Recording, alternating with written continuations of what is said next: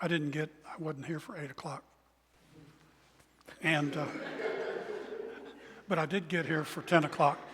I did a service for someone else. Westminster Canterbury's chapel service at 9 o'clock on Sunday morning. And I had an experience that really touched my soul, and it got me thinking about folks at this time of year and the loneliness. Some of the folks there have lost their significant other, and they live alone, and they're aging, and some of the things that they had in their lives have been set aside or taken away or whatever.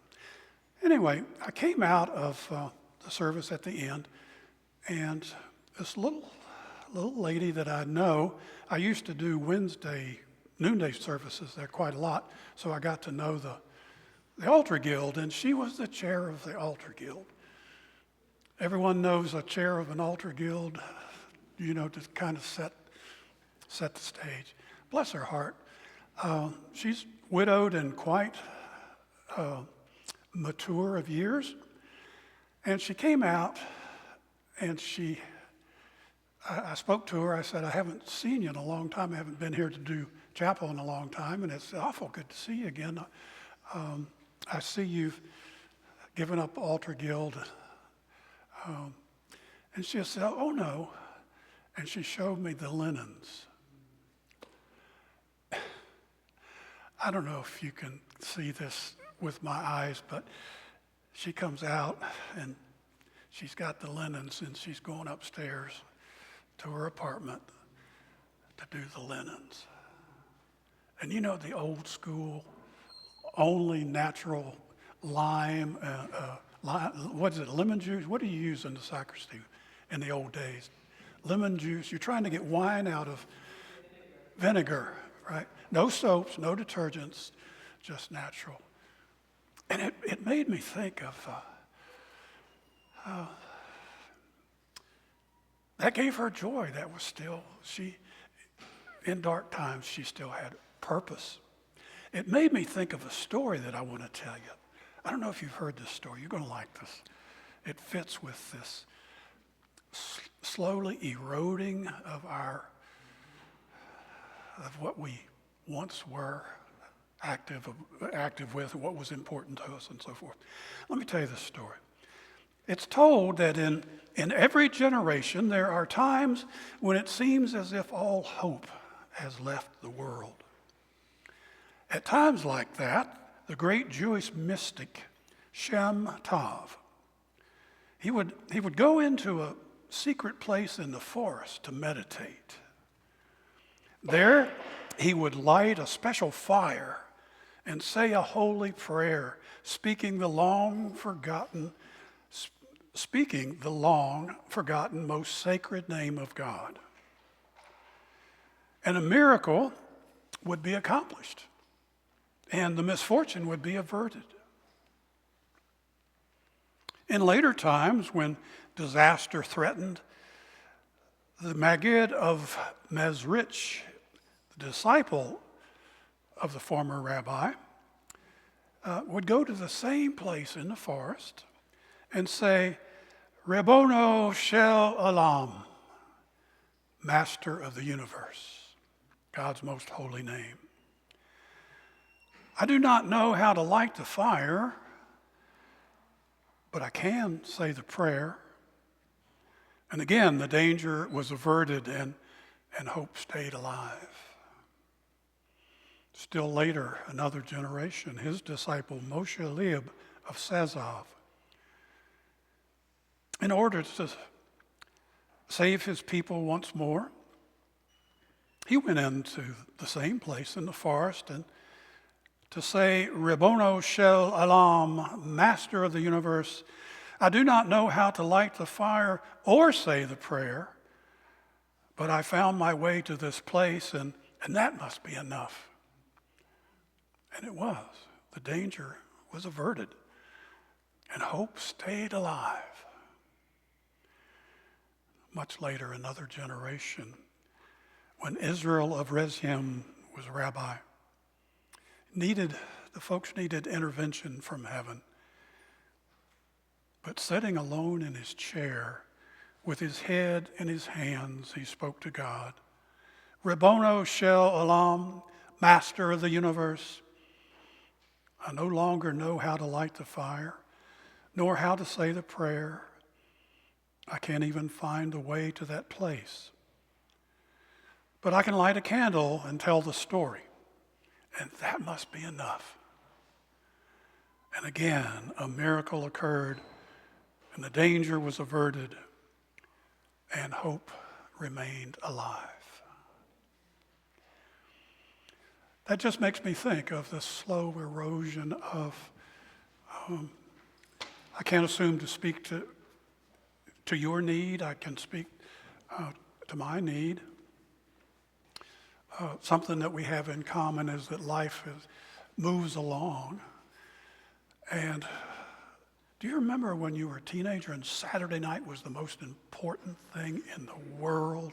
The world rotated around going out Saturday night.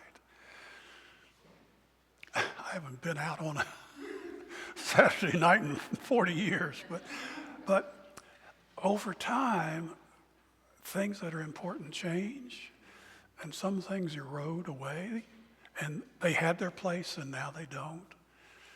And we're just at different places and different times of our life.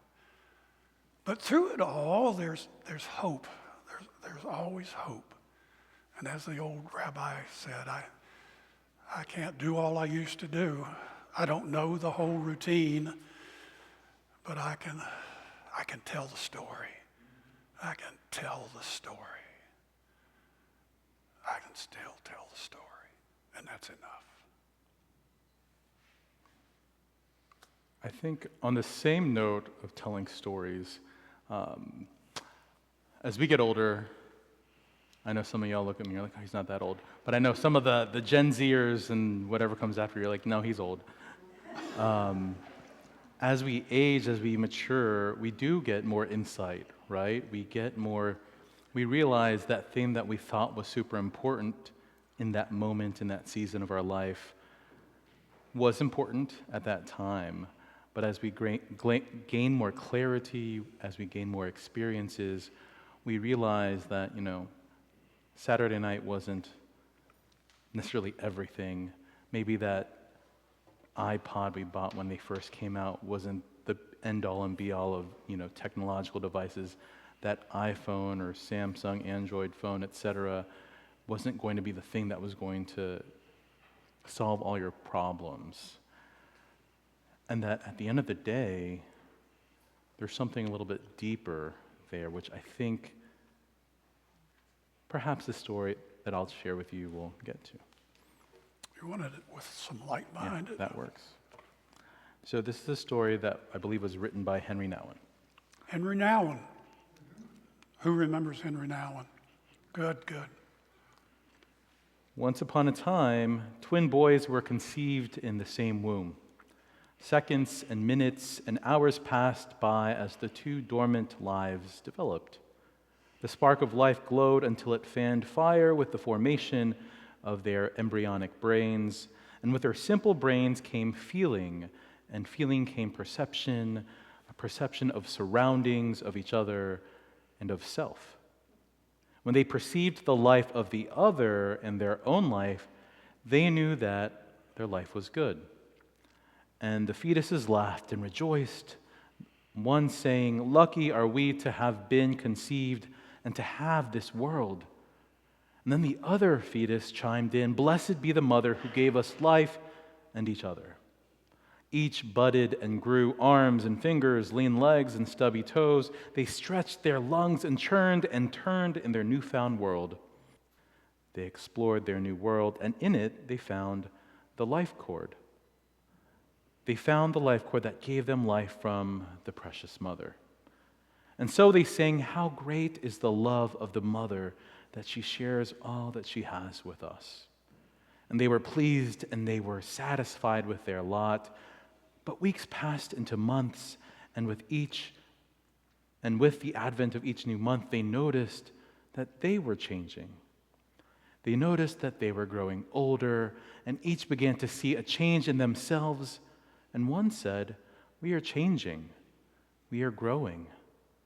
What can this mean?" "It means," replied the other, "that we are drawing near to our birth. We are drawing near to our birth." And then a chill suddenly crept over the two, and they were both afraid, for they knew that birth meant leaving behind their secure world. They knew that birth meant going beyond what they knew. They said to one another, "Were it up to me, I would live here forever. I would stay in this womb forever because I know it is safe here." "We must be born," said the other. "It has happened to others who were here before us." For indeed there was evidence of life there before, evidence that the mother had borne others. "But might not there be life after birth?" said one to the other. "Well, how can there be life after birth?" cried the other. "Have you ever talked to anyone who has been born? Has anyone ever re-entered the womb after birth? No." He fell into despair, and in despair he moaned, "If the purpose of conception and all growth is that it is to be ended in birth, then truly this life is pointless." Resigned to despair, the one stabbed at the darkness with his unseeing eyes, and he clutched his precious life cord to his chest and said, "If this is so, if I must be born, this life is pointless, and there must be no mother after all." "But there is a mother," protested the other. "Who else gave us nourishment in our world?" "Oh, we get our own nourishment from the womb, and our world has always been here. If we look hard enough, we will be able to figure out how the womb came to be. Besides, if there is a mother, where is she? Have you ever seen her? Does she ever talk to you? No. We just invented the mother because it satisfied a need in us, and it made us feel secure and happy." Thus, while one raved and despaired, the other resigned himself to birth. He placed his hands in the trust of the mother. Well, hours passed into days, and days fell into weeks, and then it came time. It came time for them to be born. And they both knew that their birth was at hand, and both feared what they did not know. And as the one was the first to be conceived, so he was the first to be born. The other followed after, and they cried as they were born into the light. They coughed up fluid and gasped for dry air, and when they were sure that they had been born, they opened their eyes, and they found themselves cradled in the warm love of their mother. They lay open-mouthed, awestruck at the beauty of the mother that they had never seen before. So I also realize perhaps this should have come with a trigger warning, especially for those who might have challenging feelings around childbirth. But I think how this speaks to me in this moment is many of us have a perception of how our experiences might be. And to name the pink elephant in the room, we are an Easter people, which means we believe in resurrection, life, death. And I think some of us in various ways might be walking that road perhaps a little bit sooner with death and suffering. And it makes me think of these two twins in the womb, thinking that their birth is their death. And that is a curious thought indeed, right? To be operating under the context of us knowing or thinking that we know what is to come. But theologically, as followers of Christ, as Easter people who believe that when the stone was rolled away, it wasn't death. It was hope. It speaks to me of of getting wrapped up in all that I know is all that there is. And isn't the very definition, the very essence of hope, believing that there's much more than what's in the womb. There's something after this.